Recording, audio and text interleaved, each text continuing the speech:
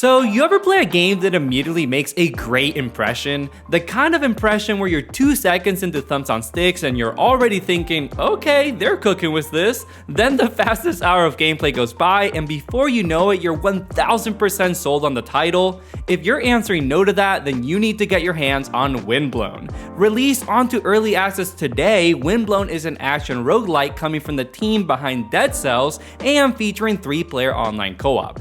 We got the chance to check out an early build of the game, play through the first 2 biomes, did get wrecked by the final boss, but had a blast nonetheless, so let's get into our impressions of Windblown. I mean, it's a good point. Yeah, I mean, it's a... Oh, God. Oh, my God. Oh, my God. Oh, God. Holy shit. Oh, my God. Yeah, that was crazy, bro.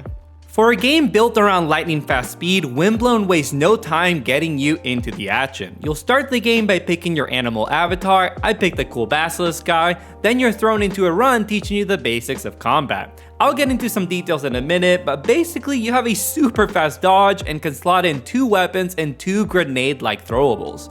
You likely won't make it too far, but that's okay because once you die, you'll wake back up at the Ark. This is the hub space for Windblown where you'll meet several NPCs, buy upgrades, and set off on a new expedition. Before you can unlock co-op though, you do need to find an NPC named Pietro while out on a run in the first biome. Once you find and talk to him, he'll show up at the Ark and allow you to link up with other friends.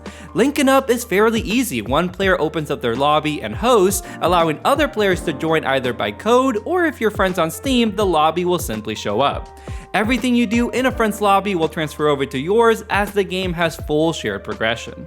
Now the story here revolves around the Vortex, a giant swirling tornado that has seemingly swallowed up all forms of life save for those living on the Ark. You play as a leaper, those brave enough to literally launch themselves into the Vortex, attempting to solve the mystery behind it. The game doesn't seem super concerned with the story, at least early on, but there does seem to be some mysteries to uncover, primarily around your past ancestors who also braved the Vortex. Before I get into our impressions though, I want to dive into what a run looks like in Windblown. Unlike Hades or Ember Knights, you're not going room to room here, rather you have a large procedurally generated biome to explore freely. These biomes consist of various floating islands and there's a surprising amount of verticality. You're always zipping around, sometimes going up or down a mountain or even a zipline.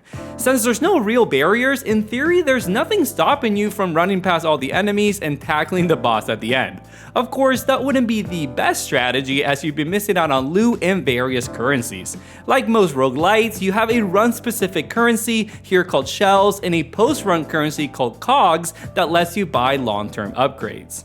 Aside from that, you can find new weapons and trinkets, which are those grenade-like items I mentioned earlier. Most of these are found in chests that you can unlock after defeating the surrounding enemies, but there's also optional detours that can net you boosts or gifts. The former are run-specific stat increases like plus 10 attack speed, while the latter are passive mid-run upgrades like say kills heal 4% health. One thing we notice is that each biome seems to house one NPC that you can rescue, which opens up new services back at the Ark.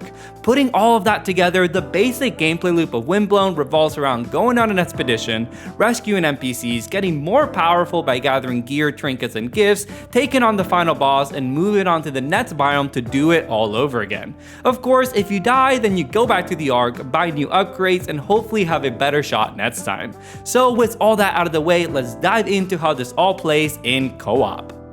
I gotta admit, after watching some of the trailers for Windblown, I was of course super hyped for the game, but there was a tiny part of me thinking, can a lightning fast action game really work in co-op? I'm happy to say Windblown doesn't just work in co-op, it absolutely rips. Right off the bat, this game just feels amazing. The action is all built around your frankly absurd dodge, which is on a near instantaneous cooldown, meaning you're spamming this thing every chance you get. The combat itself is deceptively simple, with lots of layers like a good lasagna. At first you'll feel like you're just button mashing, as each weapon really only has one combo chain that you execute with just one input. But then you can slot in an additional weapon that uses a different input, and now you're swiftly creating your own combos by instantaneously swapping between them. Again, the more you play, the more you start to see the nuance in this combat system. Like how each weapon has a built-in critical attack. For example, the starter fish blade lands a critical on the last hit of its combo.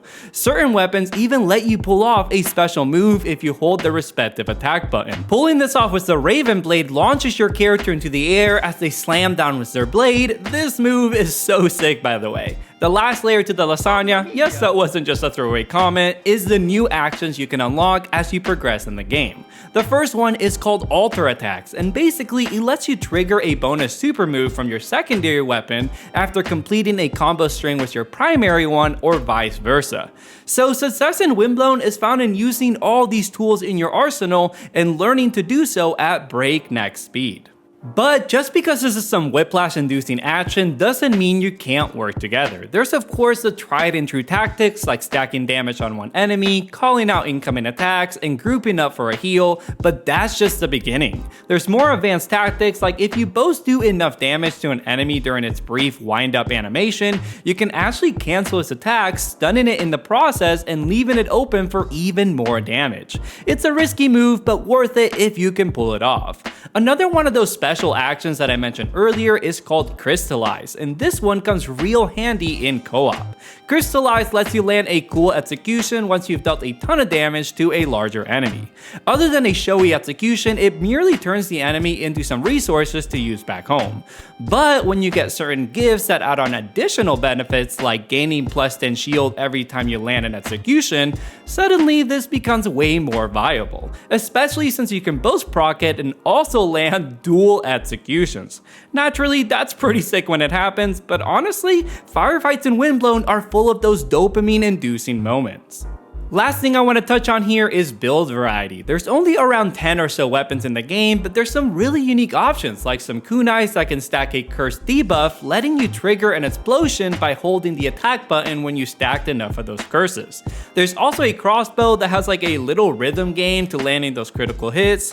You're definitely encouraged to play around with these loadouts. Rather than simply going for raw damage, one run I complemented my heavy blade with the fast kunais so that I can proc my alter attack faster. And to further the idea, I nabbed as many attack speed boosts as I could, forming a decent alter attack build. I can definitely see us putting together some complementary builds in co-op, especially since you can see what options are available to your teammates while you pick a gift or a boost. The only other game I've seen with this mechanic is Ember Knights, so I'm happy to see it here as it encourages you to discuss those options with your friends. You can tell a lot of this game was built with co-op in mind, so naturally we're pretty positive with what we've seen so far. So as we wrap things up here, I want to give some flowers to some other aspects of this experience. So far, the enemy variety is pretty solid. You definitely have to learn to juggle different enemy types in a firefight.